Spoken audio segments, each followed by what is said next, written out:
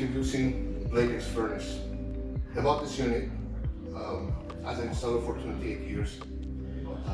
There are a few points that I have to make it out.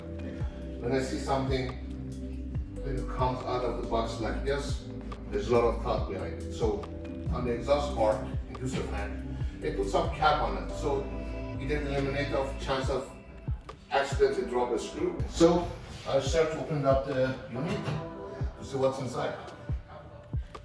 Looks very sturdy and solid. Some of the unit, when you open up the service door, become like a wobble. So we're gonna try this one together.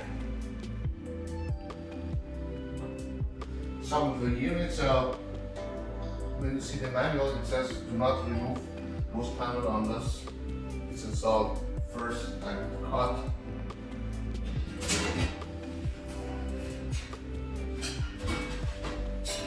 Not bad. Actually very good. So this is the cap that it prevents any debris falling out of the unit, which I appreciated as an installer. And all the components very solid, top-notch material being used. On the secondary heat exchanger, we have a clear tray, so down the road you can observe what's going on inside. So it's easy to find if something clogged the secondary heat exchanger or not. And extra components, strap, cap, and all the gadget you need to install it either horizontally or vertically. One thing I liked about this unit is that this component, the heat exchanger, it's solid tube, so it's not riveted together, so it will last a long time. Of course, it has a soundproof jacket built inside. And one thing I liked about this unit was this component. It comes with the unit. This is this bag. This is for the conversion, like from natural gas to propane gas.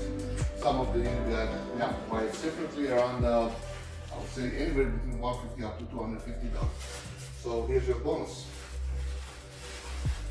At the bottom we have a blower fan, which is AC/DC motor, so the quiet performance is guaranteed.